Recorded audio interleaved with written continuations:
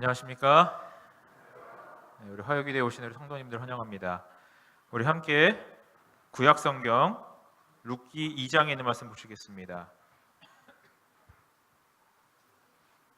구약성경 룻기 2장 14절로 23절에 있는 말씀 함께 교독하도록 하겠습니다. 룻기 2장 14절부터 23절 짝수절 제가 읽고요. 홀수절 우리 함께 성도님들께서 읽어주시면 감사하겠습니다. 2장 14절부터입니다. 식사할 때에 보아스가 룻에게 이르되 이리로 와서 떡을 먹으며 내 떡 조각을 초에 찍으라. 룻이 곡식 빼는 자 곁에 앉으니 그가 볶은 곡식을 주매 룻이 배불리 먹고 남았더라.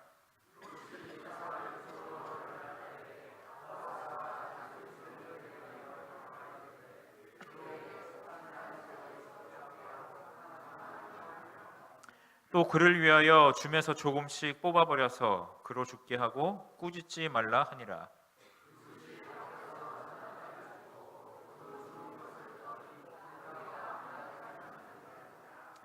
그것을 가지고 성읍에 들어가서 시모에게 그 주운 것을 보이고 그 배불리 먹고 남긴 것을 내어 시모에게 드리매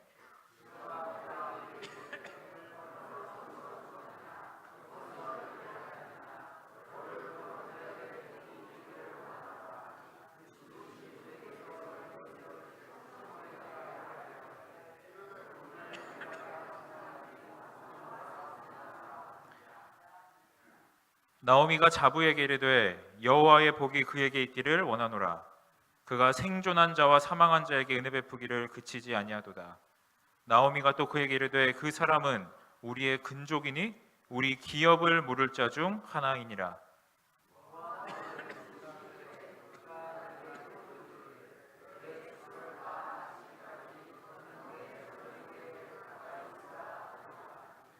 나오미가 자부 룻에게 이르되 내 딸아 너는 그 소녀들과 함께 나가고 다른 밭에서 사람을 만나지 아니하는 것이 좋으니라.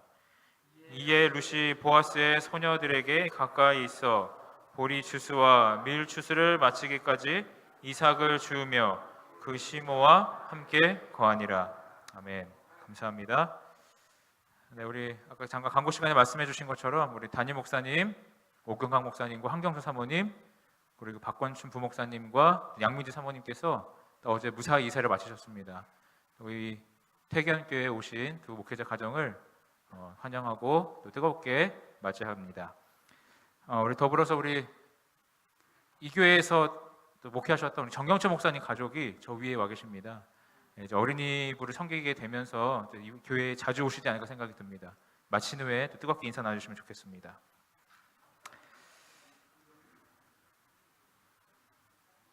예, 우리 김정세 목사님 가정도 오셨네요. 네, 환영합니다. 감사합니다. 네. 여러분 혹시 동물 중에서 어떤 동물들을 좋아하십니까? 혹시 코뿔소 보신 적 있으십니까? 직접 보신 적 있으신가요? 저는 코뿔소를 본 적이 없는데요. 영국의 한 저명한 언론인이자 역사가인 한 폴 존슨이라는 사람이 경제지인 포브스지에 이 코뿔소라는 동물을 자세하게 설명한 적이 있었습니다. 왜 경제를 설명하면서 이 코뿔소를 들어서 이야기를 했는가 하고 봤더니요. 이 사람의 말에 따르면 노아 홍수 이전부터 존재했던 4발 달린 동물 가운데 거의 유일하게 육중한 갑옷을 몸에 두르고서도 현재까지 살아남은 거의 유일한 종이라는 거예요. 여러분 코뿔소가요. 코뿔소보다 더 큰 동물이 코끼리 말고는 거의 없대요. 그만큼 큰데 이 성인 개체 같은 경우에는 이 몸무게만 3.5톤이 넘는다고 합니다. 그러니까 그만큼 이렇게 무거운 몸을 가지고 이렇게 오랜 시간 동안 살아남으려면 뭔가 살아남을 만한 뭔가 있어야 되는 거예요. 장점이 있어야 되는 거예요. 그렇지 않으면 뭐 할 수밖에 없습니까? 약육강식의 법칙에 의해서 이제 죽을 수밖에 없잖아요. 근데 그 코뿔소가 여태까지 살아남을 수 있었던 초식 동물이고 육중한 몸을 갖고 있음에도 불구하고 특별히 이렇게 대단한 장점이 없음에도 불구하고 지금까지 살아남아서 그 종을 유지할 수 있었던 이유가 무엇인가 봤더니 코뿔소에게 있는 딱 하나 장점이 있는데 그것이 뭐냐면 한번 목표가 딱 설정이 되면 앞뒤 안 가리고 달려간다는 거예요. 그렇다고 이 코뿔소가 시력이 좋으냐 그것도 아니래요. 10발자국 앞도 보기가 어려울 정도로 시력이 좋지 않다고 합니다. 근데 한번 어떤 목표나 아니 위험이 감지해서 절로 뛰어야겠다 생각을 하면 앞뒤 제지하고 달려가는데요. 그 속도가 최고 40km까지 달려간답니다. 3.5톤의 몸을 가지고요. 그러면서 이 폴 존슨이라는 사람은 오늘날 이 시대를 살아가는 사람들이 그렇게 힘들고 어렵고 곤란 중에 살아가는 이유가 뭐냐면 너무 많은 생각과 너무 많은 고민을 한다는 거예요. 때로는 뭐처럼요?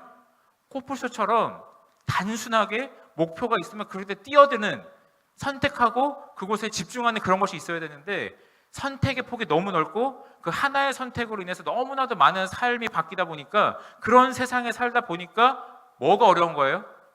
살기가 어렵다는 것입니다. 저는 이 마지막 시대를 일컬어 우리 요한계시록에서는 라오디아 교회를 비유한 그 이야기를 우리 모두가 잘 알고 있습니다. 라오디게아 교회를 일컬어서 우리 사도 요한님께서 뭐라고 말씀하셨습니까? 덥지도 않고 차지도 않고.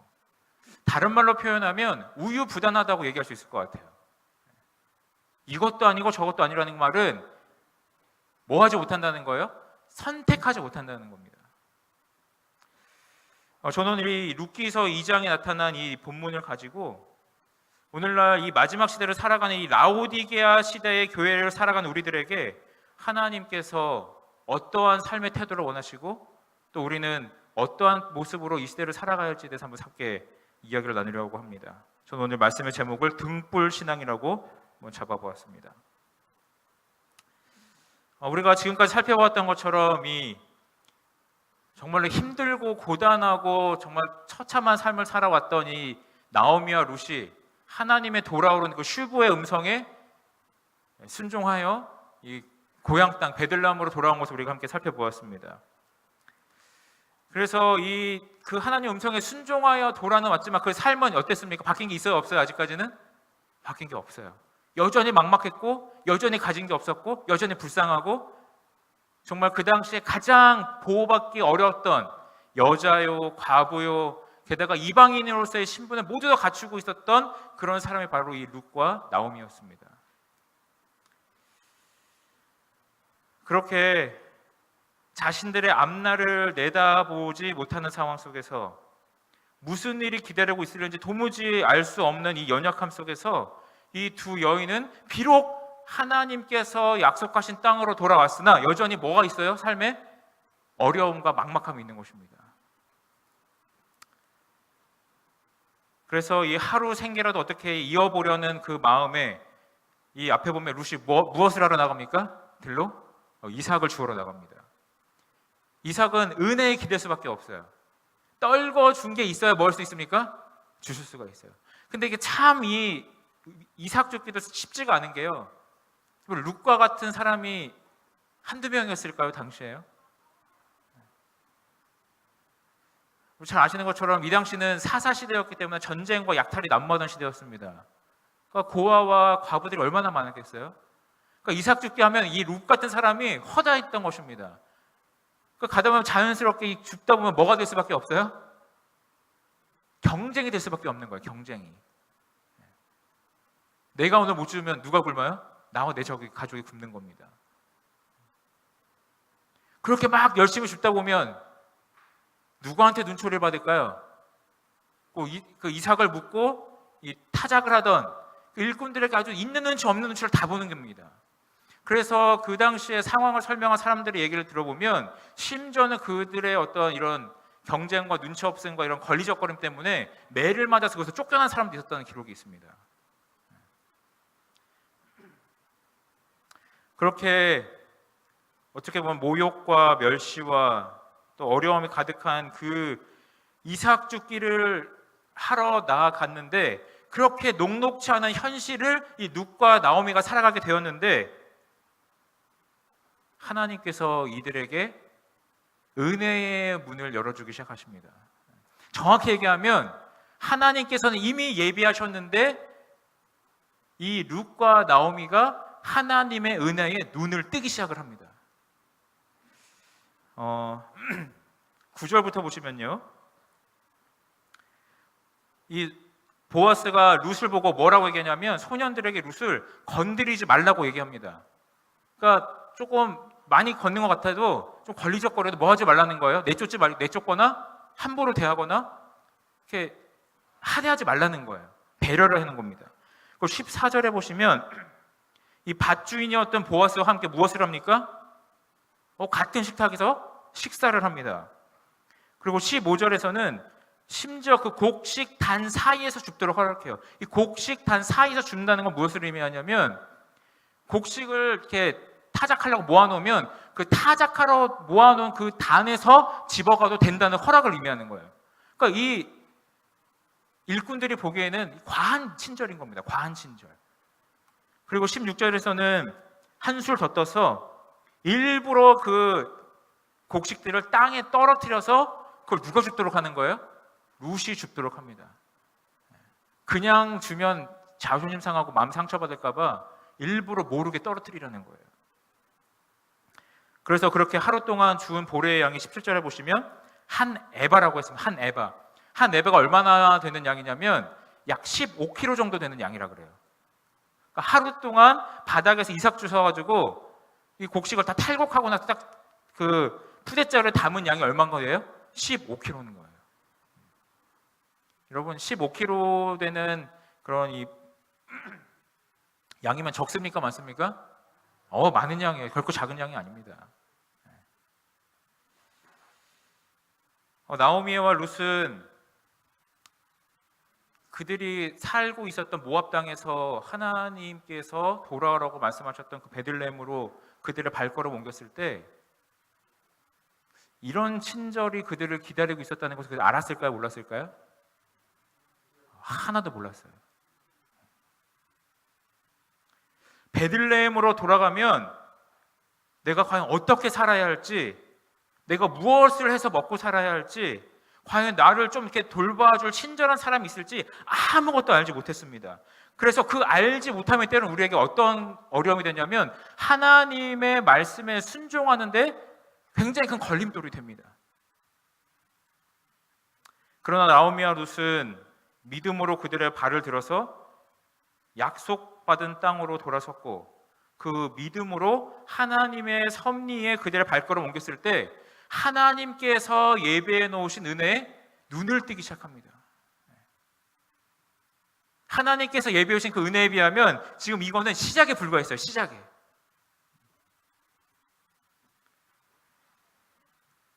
이제 그 하루 동안 거두었던 15kg나 되는 그 무거운 이 곡식을 들고 시어머니 앞에 가는데 그 발걸음이 무거웠을까요? 가벼웠을까요? 몸은 무거웠을지언정 마음만큼은 얼마나 가벼웠을까요? 그래서 그 주운 것을 가지고 시어머니 앞에 내놓으니까 시어머니가 놀라겠죠. 이거 도대체 어떻게 된 일이냐. 그래서 그가 어떻게 친절을 받았고 그 사람이 누군지를 이렇게 얘기하니까 이 시어머니가 누군지 알아야 몰라요? 그 사람이? 아는 거예요. 그 이야기를 쭉 듣더니 그 사람은 보아스란 사람이었고 20절에 보시면 그가 우리의 근족이니 우리 기업을 물을 자 중에 하나이니라 라고 얘기를 합니다. 여러분 기업 물을 자의 의미가 무엇이냐면요 크게 세 가지 정도의 의미를 갖고 있습니다. 이 기업 물을 자는 히브리어로 고엘이라는 뜻인데요 되찾다, 무르익다, 구속하다의 의미를 갖고 있어요. 왜 이런 의미를 갖고 있냐면 그 당시에는 한 사람이 이러다 한 형제 중에 한 사람이 너무 가난하거나 어떤 일을 당해서 땅을 팔고 몸종으로 팔려가게 되면 형제 중에 한 사람이 그들을 위해서 땅값을 대신 지불하고 몸값을 대신 지불해서 그 사람들을 자유의 몸으로 풀어줄 수가 있었어요. 이것이 기업 물을 자의 역할 중에 하나였습니다. 그리고 두 번째 역할은 무엇이었냐면 형제 중에 한 명이 아들 없이 죽었잖아요. 지금 룻의 경우가 딱 그렇잖아요. 형제가 있었는데 형제가 다 아들이 없어 죽었잖아요. 룻의 그 형제 중에 한 사람이 아들이 없어 죽었을 때 다른 형제가 죽은 형제의 아내를 취해서 아들을 낳아주는 그런 제도가 있었습니다. 이거를 이제 형사 취수법 혹은 계대혼인법이라고 하는데요. 이렇게 하는 이유는 무엇이었냐면 그렇게 함으로써 형제의 아들을 대신 낳아줌으로써 그 아들의 가문이 존속되고 그 가문에게 허락된 재산이 유지가 될 수 있게 하기 위함이었어요. 만약에 여기서 룻이 그냥 죽고 나오미도 죽었다면 그 원래 주인이었던 엘리멜렉에게 허락되었던 그 재산 다 누구한테 갈까요? 가장 가까운 친족에게 가는 거예요. 그리고 이런 고엘, 기업 물을 자에 대한 의무가 그 당시에 있었는데 이 기업 물을 자의 의무는 두 가지 조건을 갖고 있었습니다. 하나는 그것을 해줄 만한 뭐가 있어야 될까요? 재력이 있어야 돼요. 능력이 있어야 돼요. 두 번째는 해줄 여력이 있어도 뭐가 없으면요? 마음이 없으면 하지 않아도 됐어요. 그 이야기가 사실 뒤에 보시면 나옵니다. 여러분 우리가 그 앞에서 1장에서 보셨지만 나오미가 처음에 두 이 며느리를 어떻게 했어요? 니네 땅으로 가라. 그 이유가 무엇이었습니까? 자기는 뭐가 없어요? 자식이 없어요. 그 말은 해줄 게 없다는 거예요. 해줄 게. 아무 희망이 없다는 겁니다. 그런데 이 룻에게 친절을 베푼 보아스의 얘기를 들어보니까 여태까지 한 번도 가져보지 못했던 뭐가 생기는 거예요? 희망이 생기는 거예요. 보아스라는 이 사람이 뭐 할 사람이에요? 기업을 물어줄 수 있는 친족 중에 한 명인데 그 마음을 보니까 우리를 위해서 친절을 베풀어줄 사람인 것 같은 거예요. 게다가 뭐까지 있어요? 재력까지 있어요. 나오미는 여기서 희망을 봅니다. 그리고 하나님께서 왜 자신들을 그 모압 땅에서 굳이 이 베들레헴 땅으로 인도하셨는지를 이제서야 보기 시작하는 거예요. 처음에는 아무것도 모른 채 그 모압 땅에서 고생하며 살다가 이 고향 땅으로 돌아옵니다. 아무것도 모른 채 먹고 살아야겠으니까 뭐 한 거예요? 이삭 죽기를 한 거예요. 그 다음 발걸음 모른 채 그냥 살아가는데 보아스를 보게 됐고 사실은 룻은 보아스가 누군지 몰랐는데 알고 보니까 친족 중에 한 명인 겁니다.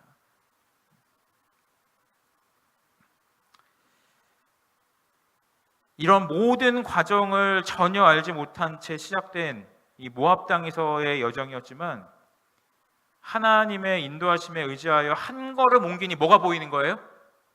그 다음 한 걸음이 보여요. 여러분 나오미와 룻이 이거 다 알고 있었습니까? 하나도 몰랐어요. 근데 하나님의 말씀에 의지하여 한 걸음 옮기니까 뭐가 보이는 거예요? 그제서야 다음 발걸음이 보이는 거예요. 그 다음 발걸음으로 한 걸음 더 옮기니까 뭐가 보여요? 또 그 다음 한 걸음이 보이는 겁니다. 여러분 하나님의 인도하심은 언제나 우리에게 등불과 같이 우리의 앞걸음을 인도해 주십니다. 시편 119편에 뭐라고 말씀하셨습니까? 주의 말씀은 내 발의 등이요 내 길을 비치니이다. 여러분 등불은 막 요새 막 이렇게 그 후레쉬처럼 앞으로 직진성이 좋습니까? 안 좋습니까? 좋지 않아요. 등불 들고 있어봤자 앞에 두세 걸음밖에 비춰줄 수 없었습니다. 그러나 내 바로 앞에 두세 발걸음을 향한 내가 발걸음 옮겼을 때 또 자연스럽게 뭐가 보여요? 그 다음 발걸음이 보이는 겁니다. 하나님께서는 언제나 그 빛에 의지하여 한 걸음을 옮기는 사람에게 마치 기다리셨다는 듯이 그 다음 한 걸음을 보여주세요. 그래서 우리에게 필요한 것은 100걸음, 1000걸음 뒤에 그 빛이 아니라 뭐면 족하다는 겁니까? 내 바로 앞에 한 걸음을 비춰줄 수 있는 빛이면 족하다는 거예요. 룻과 나오미는 그들에게 허락된 그 작은 한 빛, 바로 다음 앞걸음에 비춰진 그 빛에 충실하게 나아갔을 때 그들을 향한 하나님의 은혜를 바라볼 수 있게 된 것이죠. 6.25 전쟁 때 있었던 실화입니다. 그 당시에 전쟁으로 인해 폭탄이 그 마을에 떨어졌는데 그 파편에 의해서 한 여자아이가 실명을 당했습니다. 전쟁통에 너무 힘들고 좌절한 아버지가 이 동생과 이 실명한 여자아이를 강둑에 버려두고 그냥 가버렸어요. 나중에 알고 보니까 동생은 행방불명돼서 찾을 수도 없고, 이 실명된 아이는 다행히도 누군가에 의해서 건져져서 대구에 있는 한 고아원으로 이제 가게 되었습니다. 근데 마침 그때 그 고아원 원장님이 목사님이셨어요. 그래서 이 아이를 믿음으로 신앙으로 쫙 양육하다가 마침 그 아이를 입양하고자 하는 가족이 있어서 입양을 보냈는데 그 곳이 어디였냐? 미국이었습니다. 그래서 미국의 한 가정으로 이 아이를 입양을 보냈는데, 이 아이를 이 미국 부부가 키우다 보니까 이 아이에게 굉장한 음악적 재능이 있음을 알게 됐습니다. 그래서 성악을 가르쳤고, 이 성악을 전공한 그때는 이제 여자 아이에서 이제 청년이 됐겠죠. 이 청년이 빌리 그레이엄 목사의 복음 전파 사역에서 함께 동역을 합니다.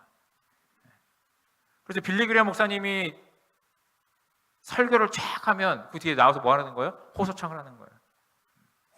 이분의 이름이 킴 윅스라는 분이었습니다. 킴 윅스. 이분이 앞이 안 보이는 장님이잖아요. 간증을 했습니다. 하나님께서 어떻게 자신의 삶을 이끌었는지 간증을 하셨어요. 그 간증을 잠깐 소개하겠습니다. 사람들이 앞을 못 보는 나를 인도할 때는 저 100m 전방에 무엇이 있다고 말하지 않습니다. 단지 바로 앞에 물이 있으니 건너뛰라고 말하고, 바로 앞에 층계가 있으니 발을 올려놓으라고 말합니다. 나는 나를 인도하는 분을 믿고 한 걸음씩 옮기기만 하면 내가 가고자 하는 목적지에 이르게 됩니다. 하나님께서 우리를 인도하시는 방법도 이와 같습니다. 우리는 10년 후를 알지 못합니다. 20년 후도 알지 못합니다. 또 굳이 그것까지 알 필요도 없습니다. 오늘 나를 인도하시는 하나님의 손길에 나를 맡기고 믿음으로 순종하면서 한 걸음씩 간다면 그것으로 충분합니다. 여러분, 우리는 한 치 앞도 내다볼 수 없다는 면에서 이 장님, 여인과 크게 다를 바가 없습니다. 이런 장님과 같은 우리를 하나님께서 인도하실 때 10년 후, 20년 후를 말씀하실 수도 없고, 말씀하셔도 우리가 그걸 받아들일 수가 없는 거예요. 그래서 하나님께서 언제나 우리에게 우리가 내디딜 그 한 걸음을 보여주십니다. 그러므로 하나님께서 우리에게 보여주신 그 한 걸음에 순종하여 나아가면 자연스럽게 뭐가 보이는 거예요? 그 다음 발걸음이 보이는 것이죠. 사랑하는 성도 여러분, 하나님께서 보여주시는 그 한 걸음에 순종하여 우리의 믿음의 발걸음을 내딜 수 있기를 간절히 바랍니다. 우리가 이 믿음의 한 걸음을 내딛어야 무엇을 경험할 수 있냐면 하나님의 섭리와 하나님의 예비해 놓으신 은혜를 경험할 수가 있어요. 근데 우리는 너무나도 자주 망설이고 고민하고 많은 것을 잽니다. 뭐가 보이지 않는다고요? 끝이 보이지 않는다고요. 내가 가는 이 여정에 끝이 보이지 않는다고 해서 내 발걸음 한 걸음을 내딛는 데서 너무나도 많이 고민하고 걱정하고 애를 써요.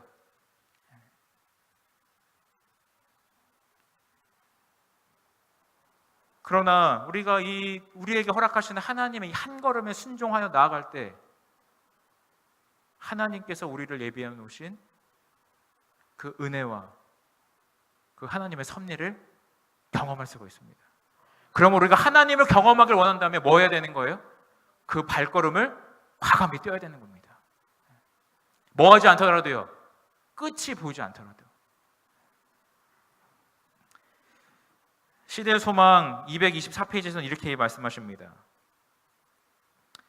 하나님께서는 당신의 백성들이 만일 처음부터 종말까지를 볼 수 있고 하나님의 동역자로서 그들이 성취하고 있는 그 목적의 영광을 식별할 수 있다면 그들이 인도받기를 선택하였을 그 길 외에는 다른 어떤 길로도 결코 우리를 인도하지 않으신다. 무슨 뜻입니까? 만약에 우리의 눈이 열려서 처음과 끝을 다 볼 수 있는 그런 상황이 된다면 내가 반드시 선택했을 그 길로만 하나님께서 우리를 뭐 하신다는 거예요? 인도하신다는 거예요. 그렇기 때문에 때로는 하나님께서 우리를 인도하시는 길이 피로는 초장이 될 수도 있고 때로는 뭐가 될 수도 있습니까? 사망의 음침한 골짜기가 될 수도 있어요. 우리는 앞을 보지 못하다 보니까 푸른 초장으로 갈 때는 감사하다가 사망의 음침한 골짜기로 하나님 인도하실 때 뭐가 일어나요? 속에서?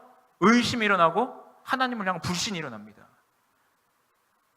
그러나 그 사망의 음침한 골짜기를 할지라도 하나님이 인도하신다면